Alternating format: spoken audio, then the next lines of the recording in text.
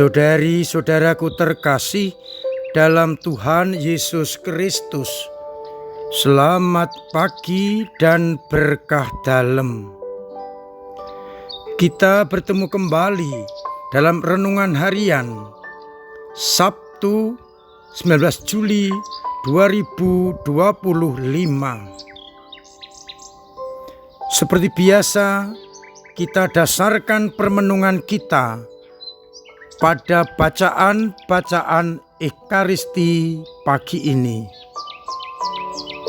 Bacaan pertama dari kitab Keluaran bab 12 ayat 37-42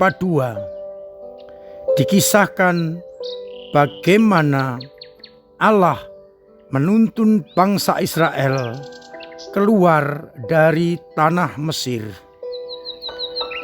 Mereka berjumlah amat banyak, laki-laki, pejalan kaki, dan anak-anak serta perempuan. Allah sendiri memimpin, menjaga mereka. Mereka pergi dengan bekal roti tak beragi, karena mereka diusir cepat-cepat dari tanah Mesir.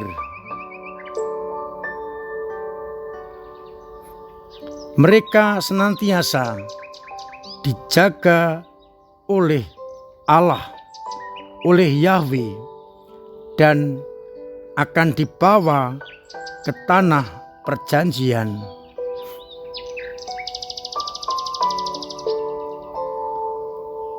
Dari bacaan Injil Matius bab 12 ayat 14-21, kita kidungkan hamba Yahweh menjadi bacaan. Setelah Yesus menyembuhkan orang sakit, mengusir setan-setan, dan berbagai kuasa lain, maka ia bersabda kepada murid-muridnya, "Genaplah nas yang disampaikan oleh Nabi Yesaya. Lihat, itu hambaku yang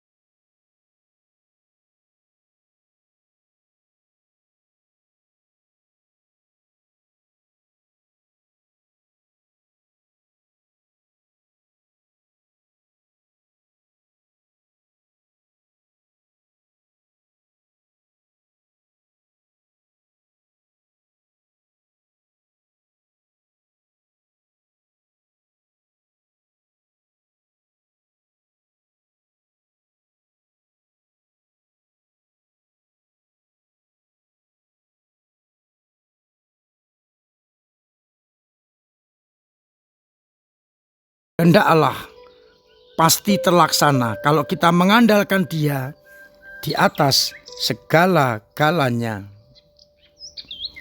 Meskipun Israel adalah budak-budak di Mesir, tetap melawan Firaun dengan kekuatan Allah, sehingga Allah melepaskan bangsa terpilih dari tanah Mesir.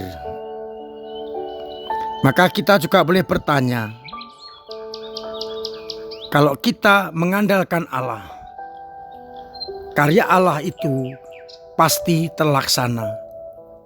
Entah kapan, entah bagaimana bentuknya, tetapi rencana Allah pasti akan terlaksana.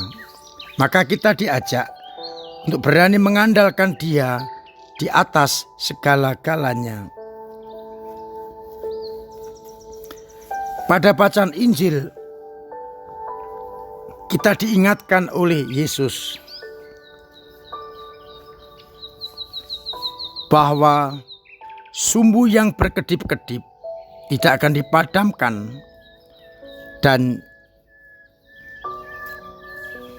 bulu yang terkulai tidak akan dipatahkan.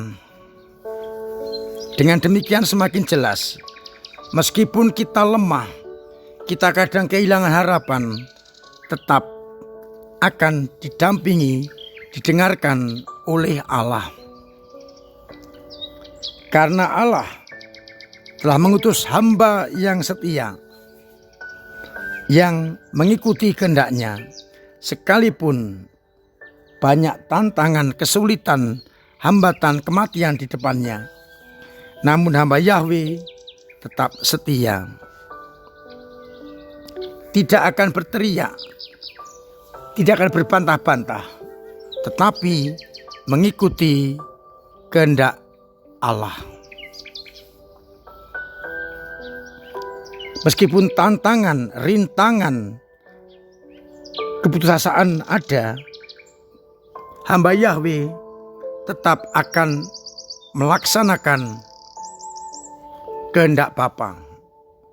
Bagaimana dengan kita yang mengaku diri sebagai anak-anak Allah? Apakah kita juga mampu seperti hamba Yahweh, tidak menolak, tidak berteriak ketika kita menghadapi tantangan dan kesulitan? Hamba Yahweh seperti anak domba dibawa ke pembantaian yang siap dikorbankan, namun tidak akan berteriak. Punggungnya disiapkan untuk dipukuli.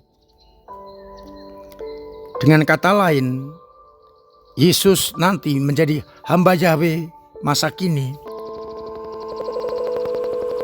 yang terus-menerus melaksanakan kehendak Bapa sampai di kayu salib.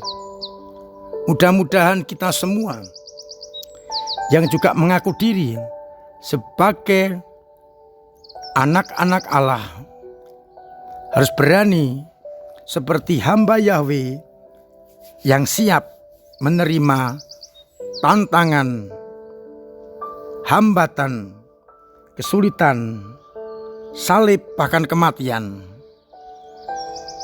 untuk keselamatan kita. Hamba Yahweh yang tidak menolak untuk dipukuli, untuk dibawa ke pembantaian, untuk melaksanakan kehendak Allah.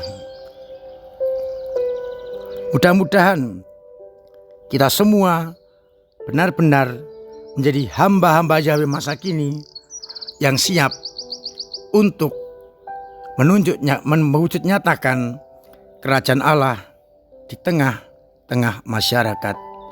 Mari bersama-sama kita patuhi kehendak Allah dalam hidup kita. Tuhan memberkati kita sekalian. Amin. Marilah kita berdoa. Bapa yang penuh kasih, kami bersyukur atas kesebuah sabda-Mu yang mengingatkan kepada kami bahwa kami seharusnya terus berusaha, sekalipun kadang nyala iman kita berkedip-kedip, tidak akan dipadamkan seperti nyala sumbu api. Juga bulu yang terkulai tidak akan dipatahkan. Maka jangan pernah putus asa untuk terus melaksanakan kehendak Allah. Karena bagaimanapun juga Allah terus akan menjaga kita, terus akan memberikan kita kekuatan bila menghadapi tantangan.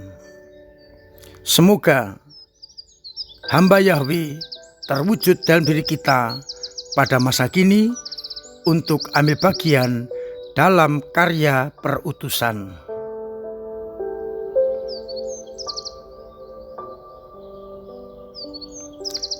Semoga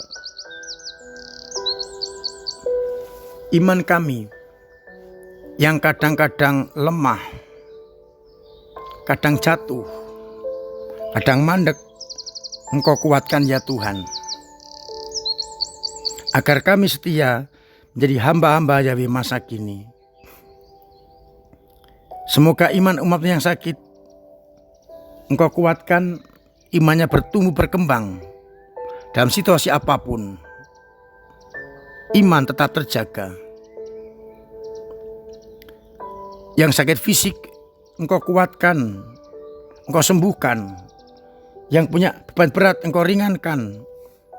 Yang punya persoalan Engkau bantu untuk mengurai, agar akhirnya kami tetap merasakan kasih dan penyertaan-Mu. Untuk itu sertai kami dengan berkat-Mu sendiri, Bapa dan Putera dan Roh Kudus. Amin.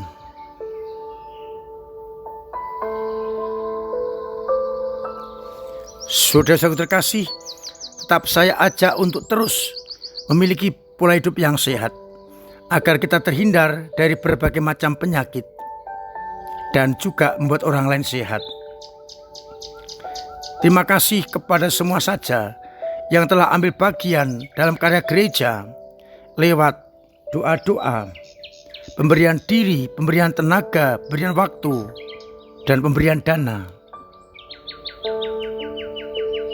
Sehingga gereja bisa terus ambil bagian dalam karya keselamatan Allah. Kepada ketua lingkungan, ketua wilayah, kabit-kabit, timpel-timpel, ketua paguyuban dan prodiakon yang dengan dedikasi tinggi ambil bagian gereja, saya ucapkan terima kasih. Sehingga umat kita semakin merasakan rangkulan Allah lewat panjenengan semua. Terus kita tingkatkan agar akhirnya gereja kita semakin katolik dan semakin apostolik.